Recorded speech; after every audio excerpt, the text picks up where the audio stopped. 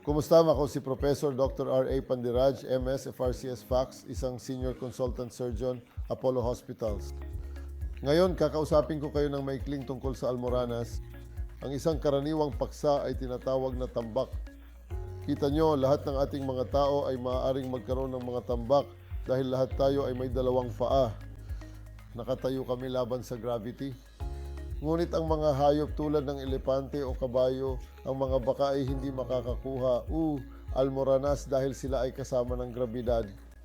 Kaya isa pang bagay na humahantong sa mga kopile ay ang constipations. Kaya kapag pinataas mo ang presyon para sa higit pa, pagpasa sa paggalaw, ang daluyan ng dugo sa dulo ng anus na sensitibo sa pakiramdam kung ikaw ay nagpapasa ng gas o paggalaw na puno ng mga nerbiyos na lumaki at nagkakaroon ng mga tambak, iyon ay almoranas. Magkaiba tayo ng grade 1, 2, 3, 4. Ang isa ay hindi nakikita sa loob.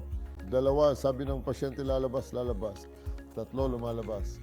Kailangang itulak ng pasyente o nahihirapan. That time, yung 2 at 3 pasyente lang ang pumupunta sa amin. Bago iyon sila ay ignorante.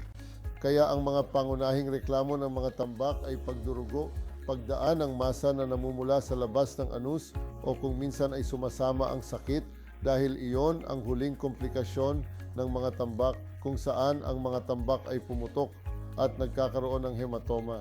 Dahil tinatawag na perianal hematoma o ang mga tambak ay lumalabas at nagkakasalubong. Ito ay tinatawag na thrombosed piles. Kaya ito ang emergency na dumating sila. Kaya mas mahusay na harapin ang mga ito sa city maagang yugto.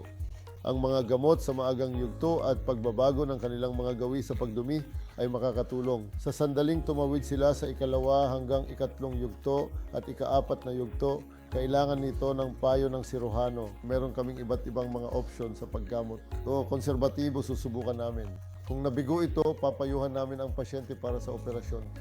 Tingnan, anumang operasyon, hayaan itong maging pinakabago o luma, ang mga gawi sa pagdumi ng pasyente ay kailangang baguhin.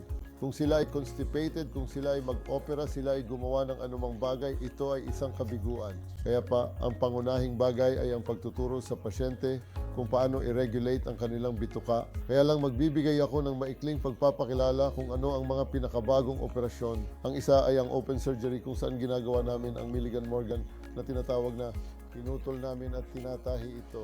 Pangalawa, kailangan nating umasenso kung ang pasyente ay ayaw ng operasyon. Pumunta kami para sa isang konserbatibo sa non-invasive o nang walang anesthesia. Gumagawa kami ng ilang mga pamamaraan bilang isang OP na pasyente. Maaga itong maging banding o paglalagay ng infrared coagulation sa mga tambak o gumagawa ako ng maraming sclerotherapy na nagbibigay ng sclerosant sa mga tambak na magiging pansamantalang panukala. Ito ay hindi isang permanenteng sukatan. Ngunit kung ang pasyente ay may pagdurugo, pananakit o paglabas ng masa, ang lahat ng ito ay masusuka sa mga pamamaraang ito. Ang permanenteng paraan ay operasyon. Ang pinakabagong operasyon ay gumagawa ng stapler. Ito ay tinatawag na stapler hemorrhoidectomy na ginagawa namin iyon. Ang isa pang bagay ay gumagamit ng HALS. Iyon ay almoranas artery ligation system. Tinutukoy namin ang arterya sa pamamagitan ng Doppler at tinatahi ito upang ang sisidlan ng pagpapakain ay makaalis sa. Ngayon, ang pinakabago ay ang paggawa ng laser hemorrhoidopexy na lubhang nakakatulong. Kaya matiyaga, tingnan ang huling 2, iyon ay ang stapler, HALS at ang aming laser. Ang mga ito kung ano ang kalamangan ay maagang paggaling at ang pasyente ay hindi magkakaroon ng maraming sakit pagkatapos ng operasyon. Ang isa sa pangunahing bagay na inaalala ng pasyente tungkol sa operasyon ng almoranas ay pagkatapos ng operasyon ay nananakit sila ng hindi bababa sa 2 linggo dahil sa hilaw na lugar. Maliban kung ang isang hilaw na bahagi ay gumaling, ang sakit ay dahan-dahang nawawala. Ngunit ang mga pinakahuling ito, lahat ng bagay o nagpapagaan ng sakit upang ang mga pasyente ay komportable. Kaya ito ang pinakabago. Kaya kung panatilihin mong regular ang iyong bituka sa pagkain ng maraming matataas na hibla at maiwasan ang paninigas ng dumi, maiiwasan mo ang mga tambak. Salamat po.